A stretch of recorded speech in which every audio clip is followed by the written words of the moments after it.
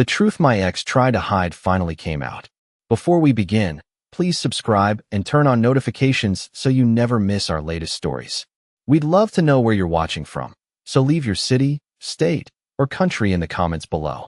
Your support means so much and helps us continue sharing powerful stories of resilience, truth, and justice. Thank you. The most dangerous secret is the one that survives because everyone believes it has already been buried. 3 years after her divorce, Claire Bennett thought the hardest part of her life was finally behind her. The small apartment she rented on the edge of Columbus, Ohio, wasn't much, but it was hers. The furniture didn't match. The kitchen was barely large enough for a single person. The view from her living room window was a parking lot and a row of aging maple trees. Yet every evening when she locked the door behind her, she felt something she hadn't felt during the final years of her marriage to Ryan Bennett. Peace. The rain was falling steadily against the windows that Thursday evening when she checked her mailbox on the way home from work.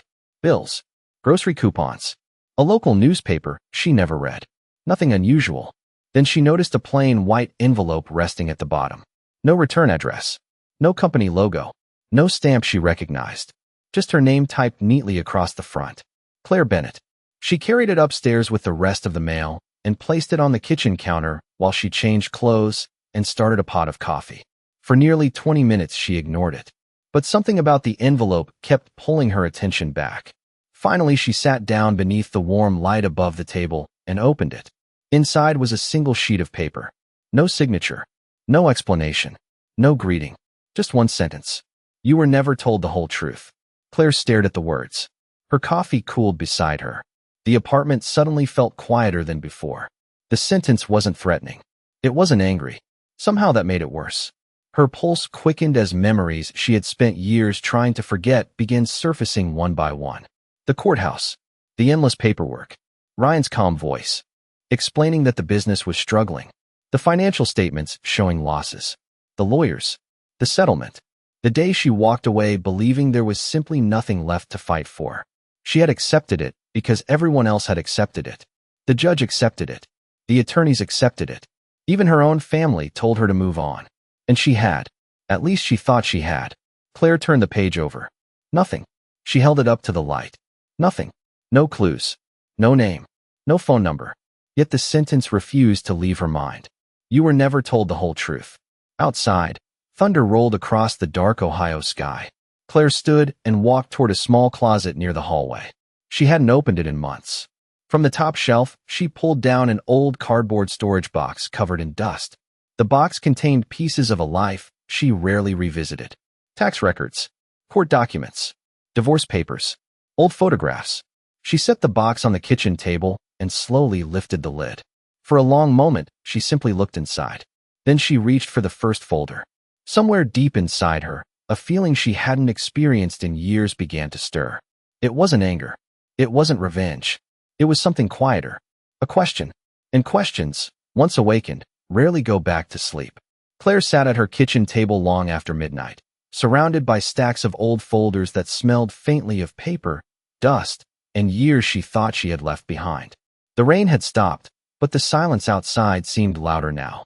One by one, she opened documents she had not touched since the divorce. Tax returns, property records, settlement agreements, bank statements. Every page represented a chapter she had worked hard to forget. Back then, everyone had told her the same thing. Move on. Let it go. Start over. Eventually, she had listened. 3 years earlier, when the marriage ended, Claire had been emotionally exhausted. Ryan had arrived at every meeting looking calm, organized, and prepared. His attorneys carried neatly labeled binders filled with financial reports. According to those reports, his construction company was struggling. Revenue had fallen. Projects had been canceled. Assets had supposedly lost value. The picture they presented was simple. There was less money than anyone expected. Much less. Claire remembered sitting in a conference room beneath bright fluorescent lights, staring at spreadsheets she barely had the energy to question. Every discussion seemed to end the same way. There was nothing more to divide, nothing more to negotiate, nothing worth fighting over. At the time, she believed them. Or maybe she simply wanted the process to end. The final year of the marriage had been filled with distance, silence, and conversations that never seemed to solve anything. Ryan spent more time at work. Claire spent more time alone. By the time the divorce papers were signed, the relationship felt less like a marriage and more like a business partnership that had quietly expired. When the settlement was finalized, Ryan kept the company. Claire kept a modest savings account, her car, and enough money to secure a small apartment. Friends told her she was brave. Family members told her she deserved a fresh start. Yet fresh starts often look much smaller than the lives people leave behind. The first year after the divorce was not dramatic. It was ordinary. Claire found a position with a regional accounting firm. She packed her own lunches. She tracked every dollar she spent.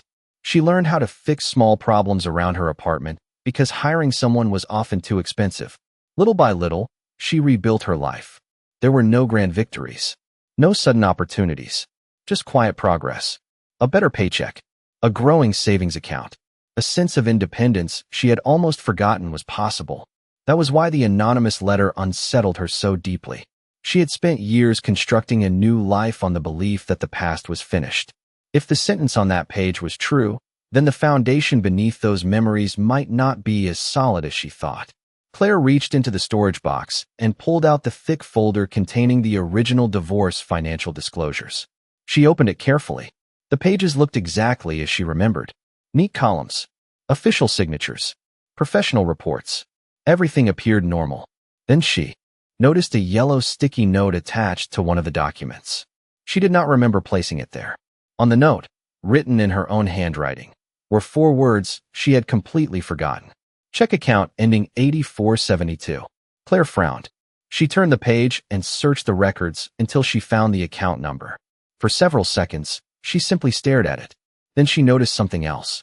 A transaction date. A date that suddenly felt very important. A date that occurred less than 2 weeks before the divorce filing.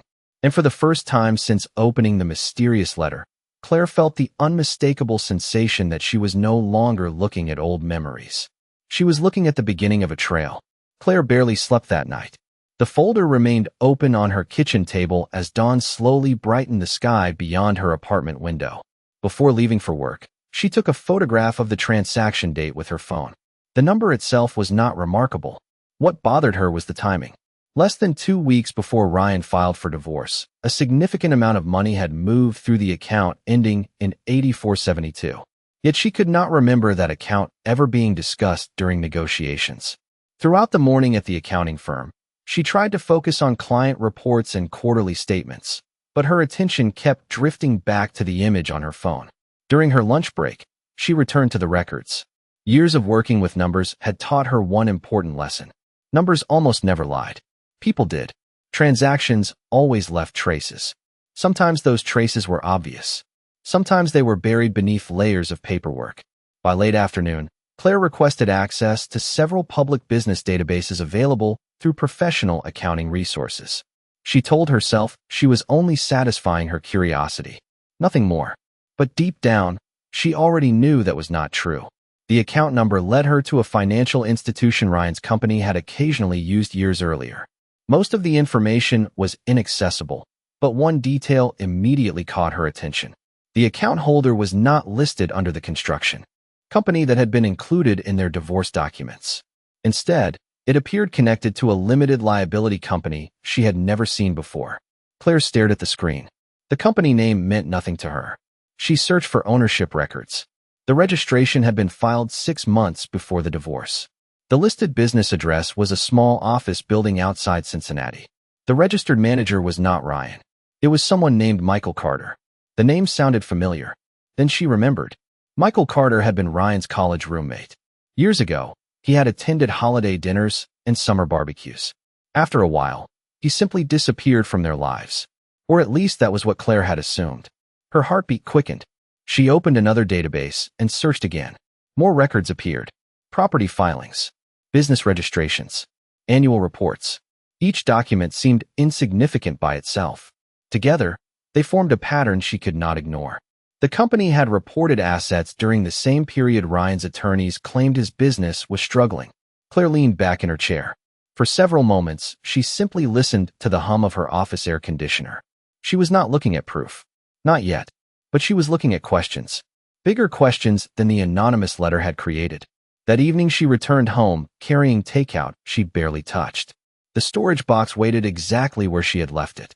She spent hours comparing dates between the divorce disclosures and the newly discovered records. Then, shortly before midnight, she found something that made her stop completely. A transfer amount. The figure appeared in two separate documents. One from the divorce file, one from the newly discovered company records. The amounts matched exactly. Same day, same dollar value, different destinations. Claire read both pages 3 times. Then a fourth. Her stomach tightened. She was beginning to understand why someone had sent that letter. Because if these documents were connected, then the transaction she found was not an accident. It was not a bookkeeping error. It was part of something much larger. And for the first time since opening that mysterious envelope, Claire realized she might not be the only person who knew the truth was hiding somewhere in the past. The following Saturday, Claire drove nearly 90 miles south through central Ohio beneath a gray sky that threatened rain but never delivered it. The address connected to the mysterious company led to a modest brick office building tucked between a printing business and a tax preparation service. There was nothing impressive about it. No large sign. No luxury entrance. No indication that anything important had ever happened there. Yet according to the records she had uncovered, this location sat at the center of a trail that stretched back years. Claire remained in her car for several minutes, studying the building through the windshield. She was not even certain what she expected to find. Perhaps nothing. Perhaps proof that she had misunderstood everything. Still, the questions would not leave her alone. Eventually, she stepped out and crossed the parking lot. The directory in the lobby listed several small businesses. The company name she had discovered was no longer there. According to the property manager, it had vacated the office nearly 2 years earlier. Most people would have stopped there. Claire almost did.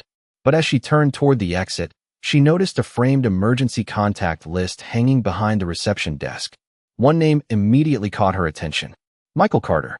The same Michael Carter connected to the company records. The property manager explained that Michael had once served as the primary contact for the office lease.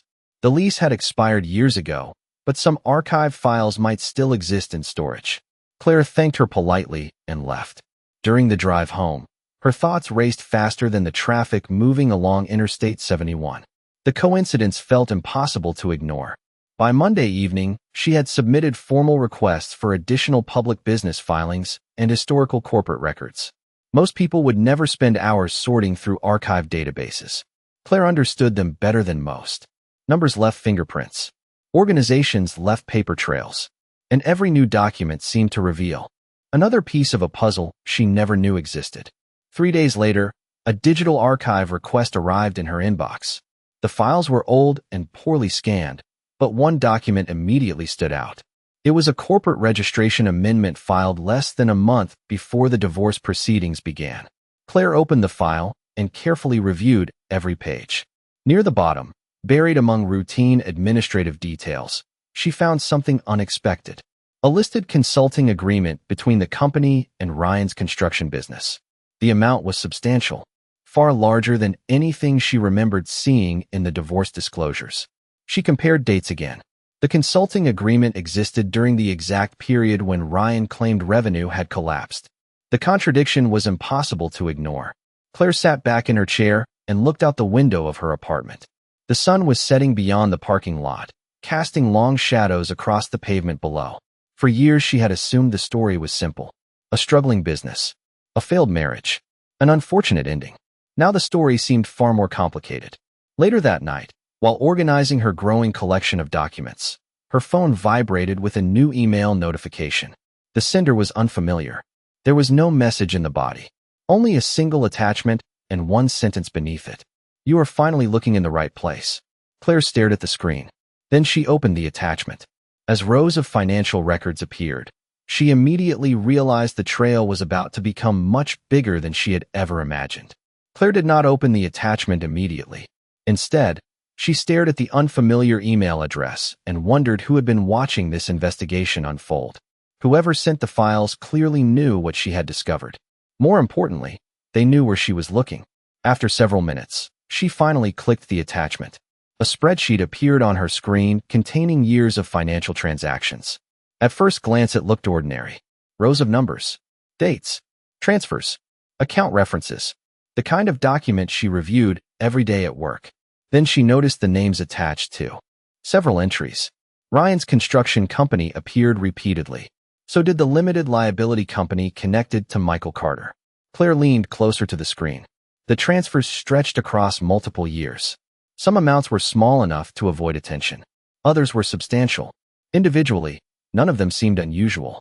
Together, they revealed a pattern. Money moved from one entity to another, then to another, often within days. The path twisted through multiple accounts before eventually disappearing. It reminded Claire of a maze designed to make tracing funds difficult. She spent the next several evenings reviewing every record. Dinner often sat untouched beside her laptop.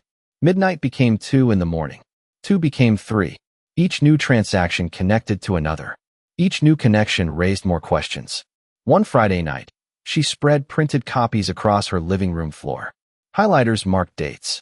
Notes filled the margins. Colored tabs separated companies and accounts. Looking at everything together for the first time, Claire saw something she had missed before. The transfers became significantly more frequent during the 12 months leading up to the divorce. Her pulse quickened. She verified the dates again. Then again. The pattern remained unchanged. A week later, another email arrived from the same anonymous sender. This time there was a brief message. Check the annual contractor reports. Nothing else. Claire immediately searched public procurement records connected to Ryan's business. The process took hours. Most of the documents were archived and difficult to access. Eventually, she found what she needed.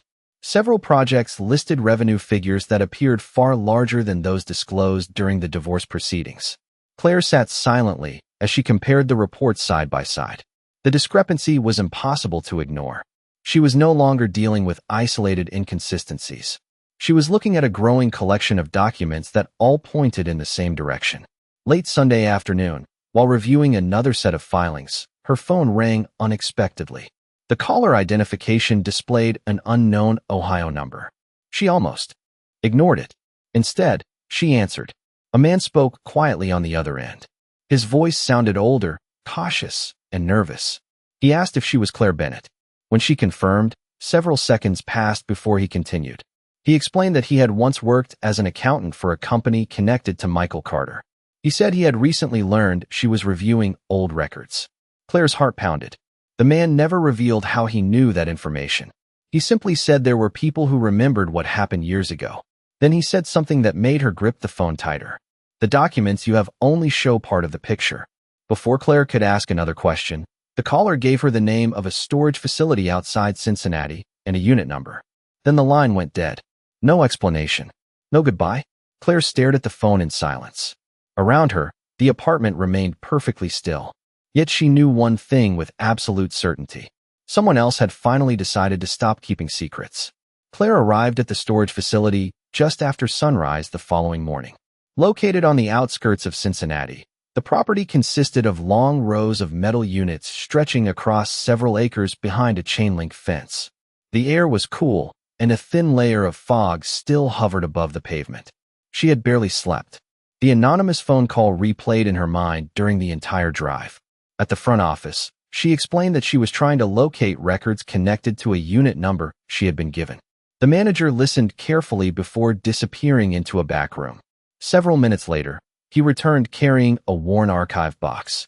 According to old records, the unit had been cleared out nearly 18 months earlier. Most of its contents had been discarded, but a few boxes containing paperwork were preserved because they appeared to be business documents. Claire signed the required forms and carried the box to a small table near the lobby window.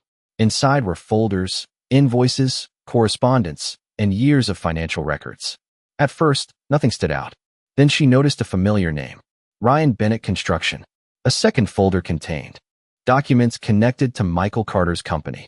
A third contained contracts between the two businesses. Claire's pulse quickened as she carefully organized the files. Hours passed. Outside, the parking lot gradually filled and emptied as customers came and went. She barely noticed. Every document seemed to answer one question while creating two more. Late in the afternoon, she found a folder labeled Consulting Services. The title sounded harmless. The contents were not. Several agreements showed large payments moving from Ryan's company to entities connected to Michael Carter. The timing immediately caught her attention. Most of the transfers occurred shortly before major financial disclosures were submitted during the divorce. Claire reviewed every page twice. Then a third time. The pattern was unmistakable. Money had not vanished. It had simply moved. Not through one transaction, but through dozens. Each transfer appeared carefully documented. Each payment had a stated purpose. Yet many of the listed services were vague, difficult to verify, or entirely unsupported by additional records. As the afternoon sunlight shifted across the table, Claire discovered something even more significant. At the bottom of one contract was an attachment listing projected future revenue from construction projects already under negotiation. The projected figures were substantial, far larger than the financial picture Ryan's attorneys had presented years earlier. According to these records, multiple contracts were expected to generate significant income within months of the divorce settlement. Claire stared at the pages in disbelief. She remembered sitting across from attorneys who repeatedly described a business facing uncertainty and declining prospects. These documents painted a very different picture, one based on confidence, expansion, and expected growth. By early evening, she photographed every page she could legally copy and carefully returned the originals. During the drive home, the realization slowly settled over her. For weeks, she had been chasing clues. Transaction dates, business registrations, anonymous messages. Now the scattered pieces were beginning to form a complete image. The transfers, the hidden company, the consulting agreements, the projected revenue. None of it looked accidental anymore. That night, sitting alone at her kitchen table, Claire organized the evidence into chronological order. As she reviewed the timeline, one conclusion became impossible to ignore. The story was no longer about hidden accounts. It was about decisions made before the divorce ever began. Decisions that appeared carefully planned. And for the first time since receiving the mysterious letter, Claire realized she might finally understand what someone had been trying to tell her from the very beginning. The following week, Claire scheduled a meeting with an attorney named Daniel Foster, a specialist in financial disclosure disputes and post-judgment reviews. His office overlooked downtown Columbus, where afternoon sunlight reflected off glass towers and crowded intersections below. Claire arrived carrying 2 storage boxes filled with documents, spreadsheets, contracts, corporate filings, and notes she had spent weeks organizing. Daniel listened quietly as she explained everything from the anonymous letter to the phone call and the records discovered in Cincinnati. He did not interrupt. He simply reviewed document after document, occasionally making notes in the margin of a yellow legal pad. Nearly 2 hours passed before he finally leaned back in his chair. The expression on his face told Claire more than his words ever could. He was not surprised by one unusual transaction. He was concerned by the pattern. Daniel explained that isolated discrepancies often appeared in complex business divorces. What mattered was whether those discrepancies formed a consistent timeline. Claire handed him the final folder containing the consulting agreements and projected revenue reports. He opened the documents and became noticeably quieter. Several minutes later, he asked for copies of everything. 3 days passed before he called her back. When Claire arrived at his office again, 2 additional attorneys were seated around the conference table. The atmosphere felt different, more serious, more focused. Daniel placed a printed timeline across the table. Every major transaction had been organized chronologically. The transfers, the company registrations, the consulting contracts, the projected revenue reports, the account records. Seeing everything arranged in a single sequence made the situation impossible to dismiss. Daniel pointed to several dates that occurred shortly before the divorce filing. Large amounts of money had moved through entities connected to Michael Carter. Revenue forecasts existed that appeared inconsistent with the financial picture presented during settlement negotiations. Several business relationships had not been clearly disclosed. None of the attorneys rushed to conclusions. They were careful, methodical, professional. Yet Claire noticed something important. Nobody in the room was questioning whether the records mattered anymore. The discussion had shifted to what the records might prove. Later that afternoon, Daniel explained that reopening a completed divorce case was never simple. Courts valued finality. Judges expected compelling evidence before revisiting old decisions. But he also explained that if material financial information had not been properly disclosed, the court could choose to examine the matter further. Claire listened carefully. She had not started this journey seeking revenge. In truth, she had not expected anything when she opened that anonymous letter. What she wanted now was clarity. She wanted the facts to be evaluated by people with authority to examine them. Several weeks later, Daniel formally submitted a petition requesting judicial review based on newly discovered financial evidence. Then came the waiting. Days stretched into weeks. Claire returned to work. She paid bills. She grocery shopped. She lived the same quiet life she had built after the divorce. Yet beneath that ordinary routine, everything felt different. One cold November morning, her phone rang while she was reviewing client reports at her desk. It was Daniel. His voice remained calm, but she immediately sensed the significance of the call. The court had reviewed the initial filing. A hearing date had been approved. Claire sat silently after the call ended. Around her, co-workers continued, typing and answering emails, completely unaware that her world had just shifted again. Across town, Ryan Bennett likely believed the past was settled forever. He likely believed every document had remained buried. But for the first time in 3 years, a courtroom was preparing to look at those documents again. And this time, the questions were only beginning. The hearing took place on a cold December morning beneath a pale Ohio sky. Claire arrived early, carrying only a single folder. The dozens of boxes and binders that had consumed her life for weeks were no longer necessary. Everything had been organized, reviewed, and submitted. Now the documents would speak for themselves. The courthouse looked almost exactly as she remembered from 3 years earlier. The same stone walls, the same security checkpoint, the same long hallways lined with wooden benches. Yet this time felt different. Back then, she had entered believing the story was already written. Today, she was walking into a room where questions were finally being asked. Ryan arrived a few minutes later. He looked older than she remembered, though still confident. He greeted his attorneys, shook a few hands, and appeared completely at ease. For a brief moment, his eyes met Claire's across the hallway.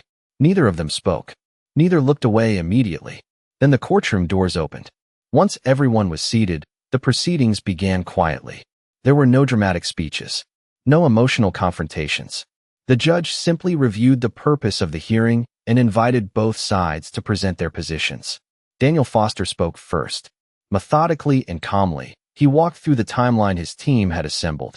Transaction dates appeared on screens inside the courtroom. Corporate registrations followed. Consulting agreements, revenue forecasts, transfer records. One document led to another. One date connected to the next. Piece by piece, the scattered fragments Claire had uncovered over the previous months formed a complete picture. The courtroom remained remarkably quiet. Even routine note-taking seemed to slow as the evidence accumulated. Then came the storage facility documents. Then the financial projections. Then records showing business relationships that had not appeared in the original disclosures. The judge asked several questions. Daniel answered each one using documents already entered into the record. Ryan's attorneys responded carefully. They challenged interpretations. They questioned assumptions. They argued that business structures could be complex and that financial projections did not always become reality. Some points carried weight. Others seemed less convincing as additional records appeared. The turning point came shortly before lunch. One of the newly discovered records was displayed beside a financial disclosure submitted during the original divorce proceedings. The dates matched. The timeline matched. Yet the financial representations told two very different stories. One described uncertainty and declining value. The other described anticipated growth and substantial future revenue. The contrast was impossible to ignore. For several seconds, nobody spoke. The judge studied both documents carefully before asking a series of direct questions about how the information had been presented years earlier. The answers that followed were far less certain than the confidence Ryan had displayed when he entered the courthouse that morning. Claire sat quietly in her chair. She felt no triumph, no excitement. Mostly she felt relief. For years, she had questioned herself. She had wondered whether she had missed something, misunderstood something, or simply accepted an unfair outcome because she lacked the strength to fight. Now the facts existed outside her memory, outside her suspicions. They were no longer private doubts. They were evidence being examined in open court. As the hearing concluded, The judge announced that additional review would take place before a final ruling. No immediate decision was issued. No dramatic declaration ended the day, yet everyone in the room understood the same thing. Information that had remained hidden for years was no longer hidden. The questions could not be buried again. And as Claire walked out of the courthouse into the cold afternoon air, she realized that the truth no longer belonged to secrets, rumors, or forgotten records. It belonged to the public record. Nearly 6 weeks after the hearing, Claire received the call while standing in line at a grocery store on a quiet Saturday morning. Snow covered the edges of the parking lot outside, and holiday decorations hung from the ceiling above the checkout lanes. When she saw Daniel Foster's name appear on her phone, she stepped away from her cart and answered immediately. His voice was calm, but there was a warmth in it she had not heard before. The court had completed its review. After examining the financial records, business documents, and newly discovered evidence, the judge concluded that significant information had not been fully disclosed during the original proceedings. Additional orders would follow regarding the financial consequences, but the most important part had already happened. The record had been corrected. The facts had been acknowledged. For several seconds, Claire simply stood there listening. Around her, shoppers pushed carts through the aisles and employees stocked shelves for the weekend rush. Life continued exactly as it always had. Yet something inside her finally became still. When the call ended, she did not celebrate. She did not call friends. She did not rush to social media. She finished her shopping, drove home, and carried her groceries up the stairs to the same apartment that had sheltered her through the most difficult years of her life. Later that afternoon, sunlight streamed through the living room window as she sat beside a small table holding the boxes of documents that had consumed months of her time. She looked at them quietly. The folders, spreadsheets, contracts, and notes no longer felt heavy. They felt finished. One by one, she began placing them back into storage. Not because they no longer mattered, but because they no longer controlled her future. During the weeks that followed, a few people reached out. Former acquaintances who had heard about the case. Individuals connected to old business relationships. Even the anonymous messages stopped arriving. Whoever had sent the first letter never revealed their identity. The unknown caller never contacted her again. In a strange way, Claire was grateful. Some people entered a story only long enough to point toward the truth. Their role ended there. One evening in early spring, nearly 4 years after the divorce, Claire walked through a public park near downtown Columbus. The trees were beginning to bloom again. Children played near a fountain. Runners followed the paved paths winding through the grass. The air felt warmer than it had in months. She sat on a bench overlooking a small lake and watched the sunlight ripple across the water. 3 years earlier, she had believed she lost everything that mattered. She had believed the divorce defined the ending of her story. She had believed that unanswered questions would remain unanswered forever. She knew differently now. The greatest victory was never about money. It was never about proving someone wrong. It was never about watching another person face consequences. The greatest victory was reclaiming confidence in her own judgment, trusting herself again, knowing that the doubts she carried for years had not been imaginary. A gentle breeze moved across the lake as Claire stood and continued walking. Ahead of her stretched a future she had built one careful step at a time. Not through anger, not through revenge, through patience, resilience, and quiet determination. The past had finally said everything it needed to say. And as the evening sun settled behind the Columbus skyline, Claire realized she had not won her life back from anyone. She had simply found herself again.